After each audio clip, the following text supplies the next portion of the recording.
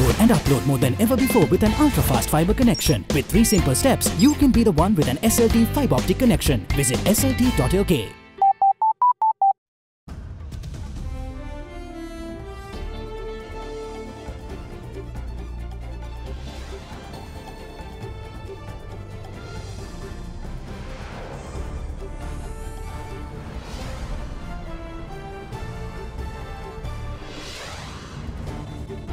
The narcotics battle. Government destroys 796 kilograms of illegal drugs at a Kalaniya warehouse with the president's participation. Feeling the heat. Over 56,000 people affected by dry weather in Sri Lanka. The disaster management steps in to take necessary measures. Power crisis. Public Utilities Commission of Sri Lanka allows Ceylon Electricity Board to purchase 100 megawatts of electricity from the private sector.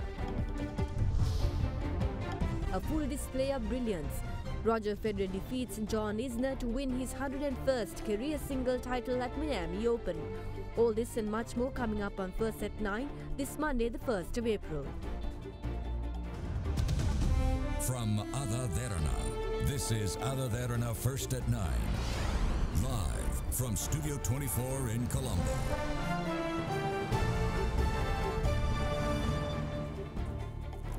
Well, a very good evening and welcome to First at 9, AdaDerana 24, Sri Lanka's news channel. I'm Katharina Chang. Now, intensifying its efforts to declare war against the drug menace prevalent in the country, 796 kilograms of seized stocks of narcotics were destroyed publicly today upon instructions of President Maithripala Sirisena.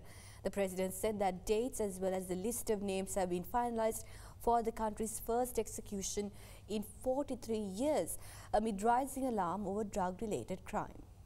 A stock of narcotics seized by the country's security forces was destroyed at a warehouse in Gonawala, Kalaniya today. The stock of illicit drugs were destroyed under the supervision of the Colombo Chief Magistrate and the Mount Lavinia Chief Magistrate with the participation of the Police Narcotics Bureau, the National Dangerous Drug Control Board and the Government Analyst Department. The illicit stock of drugs was produced following multiple raids carried out by relevant officials. On July 21, 2016, 301 kilograms and 235 grams of cocaine was discovered in a container yard in Orugodavatta. On 31 November 2016, 31 kilograms and 844 grams of cocaine seized at Petiagoda in Kalaniya. On November 24, 2016, 219 kilograms and 950 grams of cocaine was seized at the customs container yard in Orugodavatta. On July 19, 2017, 216 kilograms and 435 grams of cocaine was seized at the economic centre in Ratmalana. The total haul of seized heroin weighed about 769 kilograms and 464 grams. Steps were taken to convert crack cocaine into liquid cocaine prior to it being destroyed.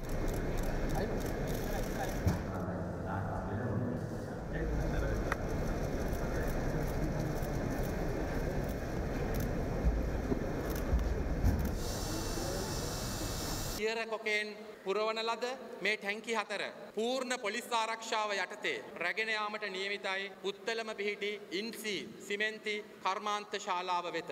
එහිදී Celsius අංශක 1800ක් සහ 2000ක් අතර වූ උෂ්ණත්වයකදී මේ දියර cocaine පූර්ණ දහනය කිරීමකට ලක් කිරීමට නියමිතව තිබෙනවා. ඒ උෂ්ණත්වය සූර්යාගේ මතුපිට උෂ්ණත්වයෙන් 3න් 1ක උෂ්ණත්වයකට සමාන වෙනවා. This is the second time that we are disposing cocaine in Sri Lanka through world accepted technology called cement kiln co-processing. We did similar event in 2018 Jan. We are liquefying this solid cocaine to a liquid cocaine to directly feed through our cement kiln. And the technology that we are using here is cement kiln co-processing. To do that, we have all environmental license. We will transport this liquefied cocaine under the supervision of police, and this liquid cocaine then will be injected to cement kiln through a liquid feeding system as a final disposal. A number of politicians, including President Maithripala Sirisena, was present during the event.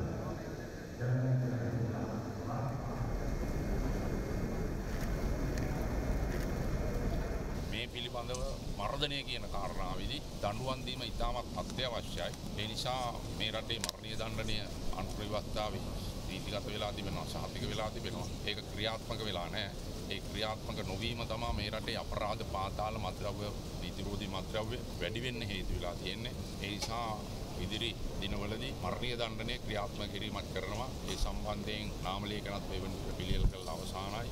දිනෙත් අපි තීන්දුව කරලා ඉවරයි. තාම මගේ මතය මගේ නම් මතය වෙනස් කරගන්නෙම නැහැ. දේශපාලන ආශිර්වාදයෙන් තොරව මෙපමණ කොකේන් ප්‍රමාණයක් ලංකාවට එන්නේ නැහැ කියන එක. පාර්ලිමේන්තුවේ 24 දිනක් මේ සම්බන්ධයි ඉන්නවා. ඇබ්බැහි වුණා ඉන්නවා. කොකේන් වලට සම්බන්ධය දේශපාලඥයෝ ඉන්නවා. ඒ අය මං හෙළිදරව් කරනවා ළඟදී. In the meantime, the stock of liquid cocaine was taken to a cement factory in Puttlam under police protection. The load of liquid cocaine was then burnt and destroyed. Meanwhile, the president will commence the national pledge to eradicate drug menace this Wednesday at the Independence Square. Opposition leader Mahinda Rajapaksa emphasizes that despite wide speculations, there will not be another national government in the country. The opposition leader expressed these views at the National Fair and Exhibition Toxin Free in Colombo today. Opposition leader Mahinda Rajapaksa attended the third day of the National Fair and Exhibition of Vasavisan at the Toxin Free in Colombo today. TV Derana partnered as the media sponsor for the fair and exhibition, themed as Protect Motherland by consuming organic food. විශේෂයෙන්ම අද තියෙන අසනීප දිහා බැලුවොත් මේකට මූලික හේතුව අත්වශයෙන්ම මේ වාසවිස අපේ ශරීරයේ ගත වීම කියලා අපි විශ්වාස කරන්නේ. ඉතින් ඒක නිසා මම හිතනවා මේ සඳහා පුළුල් ප්‍රචාරයක් ආයතන වලින් ලබා දී යුතුයි මම විශ්වාස කරනවා. මේ ගොවිතැන වාසවිසින් තොර ගොවිතැන දියුණු කරන්න. පස්සෙන් අයවැය අපි ඉතින් සූදානම් වෙලා ඉන්නවා. බලමු. ඉතින් 2020 ජාතික ආණ්ඩුවකට යනවා කියලා ශ්‍රී ලංකා නිදහස් පක්ෂය මොන ජාතික ආණ්ඩුවද? දැන් ආණ්ඩුවක්. මහිරලිය කොහෙද යන්නේ? මහිරලිය දෙන කැම්බල් පාර්කේ. අපි ඉල්ලුවා ගෝල් ෆේස් අපිට දුන්නේ නැහැ. මුලින් ලයිට් ටික දෙන්න කියන්න. අවුරුද්දට ඉස්සෙල්ලා වතුර ටික දෙන්න කියන්න කපන්න නැතුව. අවුරුද්ද කන්නත් ලයිට් තියෙන්න එපා අඩු ගන්න. අවුරුද්ද දවසට හරි. අපේ කාලේ කිසිම දෙයක් ලයිට් එක තප්පරයක් කැපුවේ නැහැ. ඒක බස් වලට කරනවා. ඔය ඒකට යාලා කරපු නේද? ඔබතුමාලගේ පටන් ගත්තේ? අපි පටන් ගත්ත එක. ඒ වුණාට මේ ආණ්ඩුවේ පටන් ගත්ත කියලා. එහෙම තමයි ඉතින් හැම එක මේ ආණ්ඩුවේ සිමෙන්ති යනවා. Over 56,000 people have been affected by the dry weather condition prevailing across many parts of the island. The Disaster Management Centre is currently taking immediate measures such as distribution of drinking water to affected areas. Meanwhile, the Department of Meteorology had issued a heat advisory of extreme caution to 8 districts. Once the heat index reaches the level of extreme caution, there is a high possibility for heat strokes to occur with continued activity. Districts of Kegol, Puttlam, Vaunia, Jaffna, Mathura and Kandy are identified as areas affected by the prevailing dry weather conditions in the country. However, the most affected areas are the districts of Puttlam and Jaffna. 27,901 individuals have been affected from Puttlam, while another 25,191 have been affected in Jaffna owing to the dry weather. The Disaster Management Centre said the lack of rain, especially in the mountainous areas, has resulted in a severe water shortage. Deputy Director of the Disaster Management Centre, Pradeep Kodipilli, said water bowsers have been set up at several locations faced with drought to supply fresh water to its residents. If any required for drinking water distribution for these affected areas, Minister of Disaster Management already been provided the water bowsers and the water tanks and other relevant equipments to the district disaster management units and the National Relief Services officers. While fires that have been taken place in a lot of areas around the country with the dry situations, people are setting the fire into those wild areas, so people are requested not to do that. This kind of legal actions. The legal authorities already been standby for taking all the legal matters against those who are setting the fires to that particular wild areas. 117 call center is completely open. Meanwhile, the heat index temperature felt on the human body is expected to increase up to the level of extreme caution in most parts of the northwestern province, as well as the districts of Mana, Vaunia, Mullaitivu, Trincomalee, Hambantota and Monaragala. According to the Department of Meteorology, the heat index remains at caution for all provinces in the island except in the central province. at the level of caution which occurs when temperatures are at 27 to 32 degrees Celsius, could cause fatigue due to prolonged exposure and activity, while continuing activity could result in heat cramps. However, the level of extreme caution which occurs when temperatures are at 32 to 41 degrees Celsius could also cause heat strokes. The Ministry of Health along with the Met Department advises the public to stay hydrated and remain indoors as a precautionary measure. Heat condition will be expected to increase today and tomorrow as well. Since few days time we have requested from all the communities that they need to drink enough water and provide a lot of attention over the children and the elderly persons and especially needs persons. UPFA parliamentarian Vasudevanayake and several other parliamentarians lodged complaints against the Ceylon Electricity Board at the Public Utilities Commission of Sri Lanka today. Now, speaking at the venue to the media, Democratic Leftist Front claims that Ceylon Electricity Board should compensate the general public over the inconvenience created by the power outages. We have incurred a massive loss as a result of power cuts. If we calculate it, it is around 120 rupees per unit. This loss should be paid to the electricity consumers. The reason is that the Ceylon Electricity Board has not taken due approval from the Public Utilities Commission. On the other hand, the power cuts has also been implemented violating the Electricity Act. CEB also charges a monthly fixed amount in addition to the electricity usage. This amount should also be reduced during this period. We have informed the Public Utilities Commission on these issues and direct the CEB to work accordingly. Meanwhile, Director of Corporate Communications of the Public Utilities Committee of Sri Lanka, Jayanath Herath, says that steps will be taken to review and take action on the complaint lodged against the CEB by the group of parliamentarians. Herath went on to say that the committee has granted permission to the Ceylon Electricity Board for an urgent purchase of 100 megawatt from the private sector. The purchased 100 megawatt of electricity will be added to the national grid via 6 sub-grid stations starting from the 20th of April.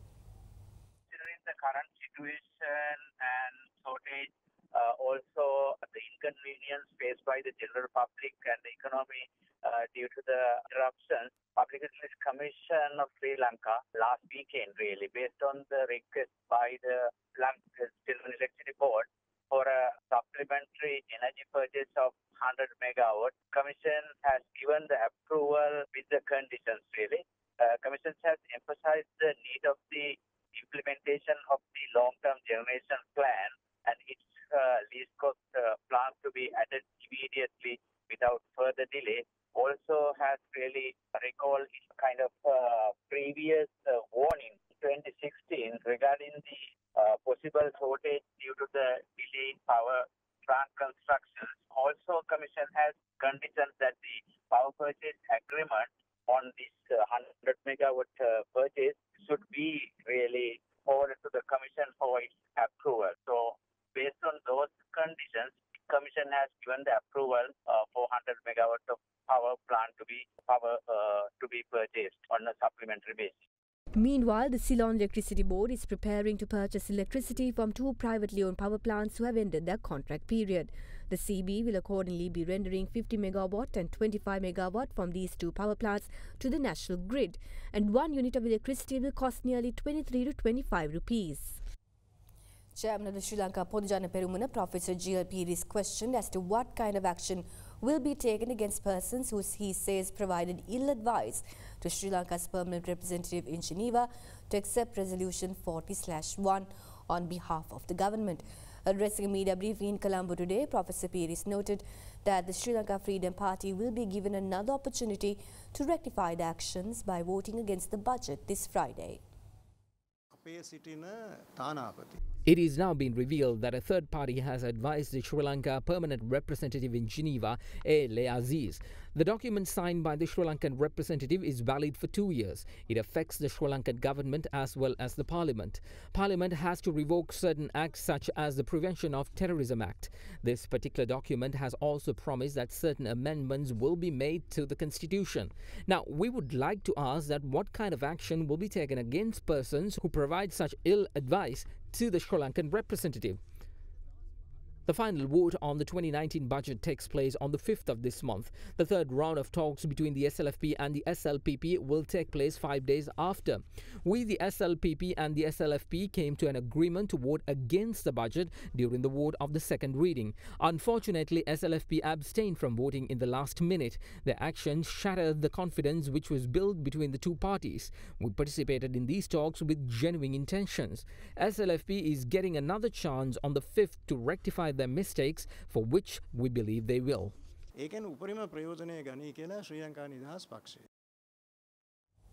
The third reading of the Budget 2019 or the committee stage debate was held for the 15th day today. The expenditure heads of the Ministries of Public Administration, Disaster Management and Prison Reforms were taken into debate during the session. මම හිතනවා තමුන්නාන්සලට විශේෂ අධිකරණ පනත යටතේ අලුත් මහා අධිකරණට අලුත් නඩුවක් දැන් තියෙනවා. මම හිතන්නේ ඒක දාන්න ලෑස්තිද දන්නේ නැහැ කරුවා මැතිනිය. ලංකාවේ තිබෙන ලොකුම හොරකම. ඒ තමයි මහා බැංකු මංකොල්ලේ. දැන් තමුන්නාන්සලට දෛවෝපගතව සිද්ධ වෙලා තියෙනවා මේ සම්බන්ධයෙන් ක්‍රියා කරන්න. ඔබතුමා හිටියේ නැති වුණාට ජනාධිපතිවරණයේදී අපි තමයි රටේ ජනතාවට පොරොන්දුවක් දුන්නේ. වංචා දූෂණ නාස්තිය වෙනුවෙන් මොනවා හරි මුල්‍ය අපරාධ සිද්ධ වෙලා තියෙනවා නම් ඒ සම්බන්ධයෙන් කටයුතු කරනවා කියලා අධිකරණමේ කටයුතු.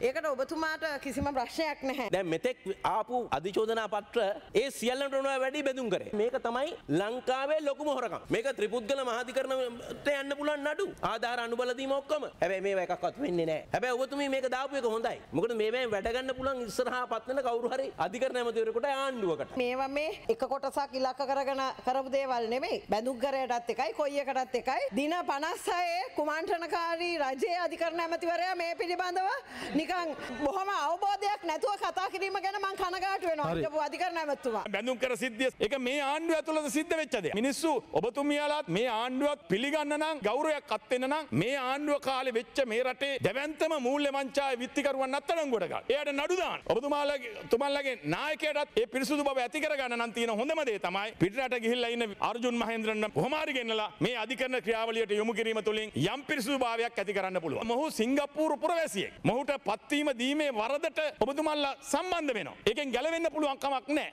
2005 සිට 2015 දක්වා බැඳුම් කර වංචාව බිලියන 889යි. අර්ජුන අලෝසියස් අරුදුර මහේන්ද්‍රන්ගේ බැඳුම් කර වංචාව බිලියන 11යි. බිලියන 11ද ලොකු බිලියන 889ද ලොකු. UPFA parliamentarian UDAYA claims that the government made false claims over the defeat of several expenditure heads of two ministries. Addressing a media briefing in Colombo today, the parliamentarian said that the allocation for all ministries till the end of April was passed last December via vote of account in Parliament. එක්සත් ජාතික පක්ෂය මේ වන විට කියන ප්‍රධාන කතා දෙකක් තියෙනවා.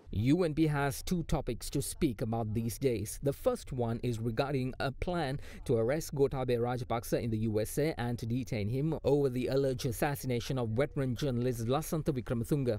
When the Prime Minister was leader of the opposition, he mentioned who were the assassins of Lasantha Wickrematunge. But these individuals are with the Prime Minister and cases cannot be filed against them. The investigation on Lasantha's assassination is endless because the ball is being passed around. They say that Gotabaya will be arrested as per the law set out in the universal jurisdiction. But they don't know that the universal jurisdiction can be applied only within the USA on US citizens who are suspected to be engaged in criminal activity. A USA government official or a USA embassy official in any country, it allows them to bring such suspects to the USA and where their cases will be heard. On the other hand, we defeated several expenditure heads of two ministries in Parliament. The government today shed tears claiming that the SLPP had created a situation where the April salaries of over 500,000 public sector employees cannot be given. But the vote on account, which was passed in Parliament last December, allocated necessary funds for all the ministries till the 30th of April. However, if they fail to pass the expenditure heads in Parliament, they will be unable to run their vehicles from the 1st of May. මැයි මාසේ පළවෙනිදා සිට ඔබේ වාහනවලට තෙල් ටිකක්වත් ගහගන්න බැරි වෙනවා. The Colombo Magistrates Court today ordered to release Sri Lanka Test captain Dimuth Karunaratne on two sureties of 100,000 rupees each after he was found guilty of drink driving and causing a road accident as a result. The magistrate also ordered to temporarily suspend Karunaratne's driver's license and to produce him before the National Transport Medical Institute to summon a report. The vehicle driven by Dimut KARUNARATNE collided with a three-wheeler near Kinsey Road yesterday, leaving the driver of the three-wheeler injured. President's counsel Rienzi KULTIVATIONS, appearing on behalf of KARUNARATNE, informed the court that his client regrets the incident and agrees to provide a new three-wheeler if any damage is caused during the accident. The court ordered the second hearing of the case to be taken up on the 2nd of May. Officers attached to the Burala police will report the progress on investigations on the same day. Meanwhile, taking to Facebook, KARUNARATNE apologized for the three-wheel driver who sustained injuries during the accident. He went on to express disappointment over his conduct as a test captain of the Sri Lankan team.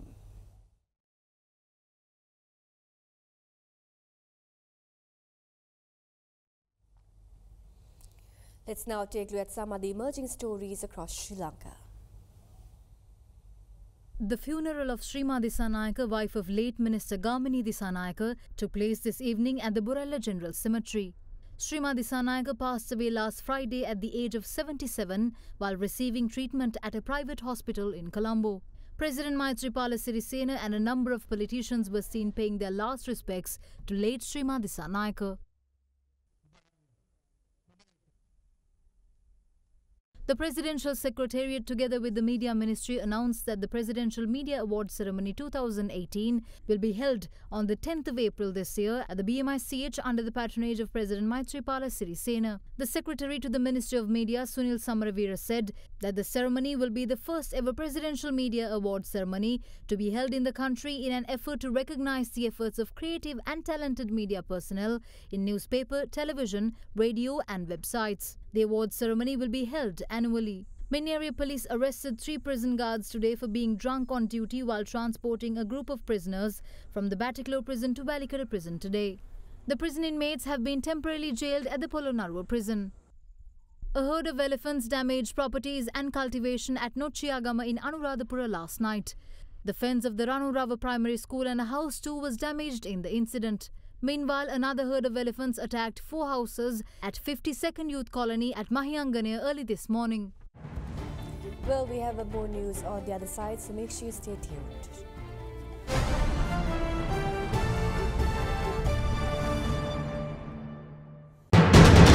You are watching Sri Lanka's #1 news channel.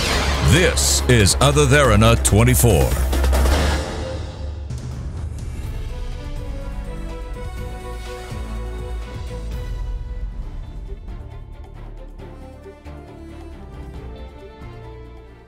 Well, the Asian Development Bank granted 60 million rupees to the Ministry of Health to improve the primary healthcare facilities in Sri Lanka. Primary healthcare facilities are essential for achieving sustainable development goals. 37.5 million rupees would be rendered as a concessionary loan and 12.5 million rupees are to be granted as a remittance, while the rest of the 10 million rupees will be given under the government's approval. The project, which covers the central, north central, Sabragam and Ua provinces, is scheduled to conclude in 2023.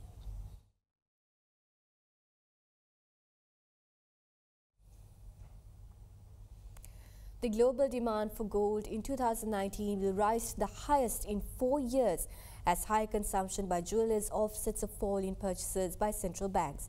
The world will consume 4,370 tons of gold this year, the most since 2015, and up slightly from 4,364 tons in 2018.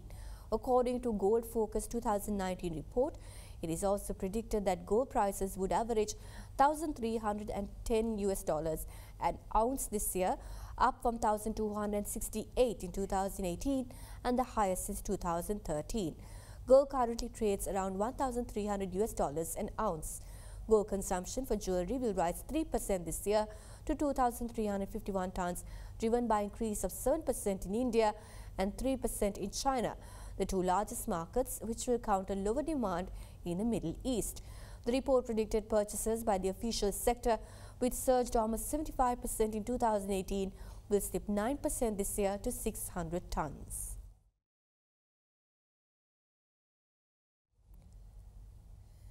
Meanwhile, the Asia Price Index ended 0.19% higher at 5,567.77 today, moving further away from their lowest since a December 18, 2012 hit on Wednesday. The benchmark stock index rose 0.31% last week, recording its first weekly gain in 8 weeks. The index has declined 8.2% so far this year. Meanwhile, the turnover was 458.6 million rupees, less than this year's daily average of 647.7 million rupees. We now have Amanda Lukugamage from First Capital Holdings with a detailed report on how the Colombo bourse performed today.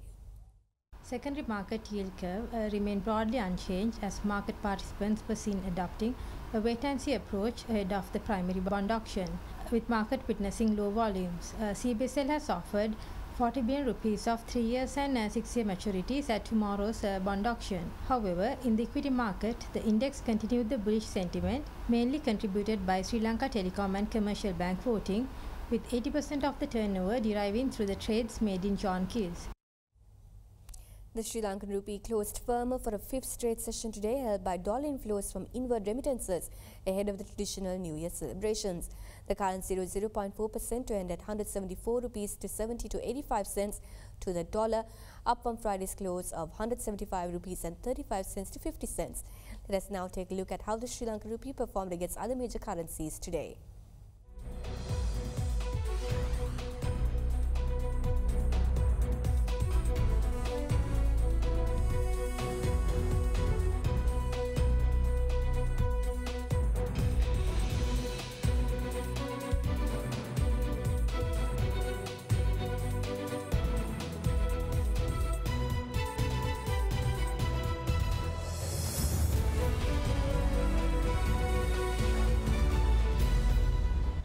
Well, we have international news on the other side, so make sure you stay tuned for that.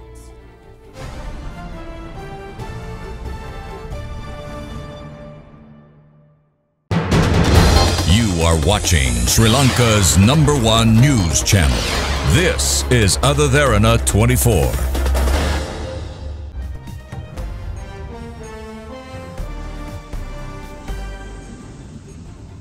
Well, Japan has announced today that the name of its new imperial era set to begin on the 1st of May will be REIWA, signifying order and harmony.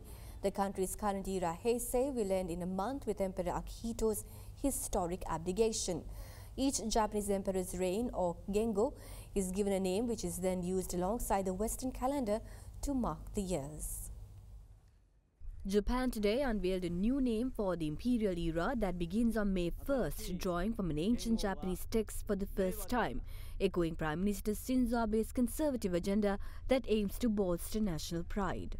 The name REIWA for the new era, when Crown Prince Naruhito becomes emperor, comes from two Chinese characters, the first meaning good or beautiful as well as order or command, and the second meaning peace or harmony. その新しい時代への願いを示す上で最もふさわしい元号は何かという点が一番の決め手でありました。 The characters were taken from the Monyoshu, an ancient collection of Japanese poetry, in a break with the tradition of selections from ancient Chinese texts. There have been 4 era names in Japan's modern history: Meiji, Taisho, Showa, and the current Heisei, meaning achieving peace. Naruhito's ascension to the chrysanthemum throne will come a day after his father, Emperor Akihito, abdicates on April 30th, ending the Heisei era, which began in 1989. Akihito will be the first emperor to abdicate in Japan in over 2 centuries. A Vietnamese woman accused of killing Kim JONG-NAM, the half-brother of North Korea's leader, has pleaded guilty to a lesser charge of causing hurt by potentially deadly means. A Malaysian court sentenced Duan Thi Huang to 3 years and 4 months in jail, starting from her arrest in February 2017. Her lawyer, however, under Malaysian law, said she could be freed by May. Huang would have faced the death penalty if found guilty of the murder. Kim, the estranged half-brother of Kim Jong-un, was assassinated in Kuala Lumpur airport in 2017 in broad daylight with the toxic nerd agent VX. The development effectively means no one has been held accountable for Kim's death. The judge's decision comes after Huang's Indonesian co-defendant Siti Aisyah unexpectedly walked free last month after intervention from Malaysia's Attorney General. Now, both women have always insisted they were innocent. They say they were tricked into carrying out the killing, which involves smearing a lethal nerve agent on the victim's face, and believe they were part of a reality TV prank.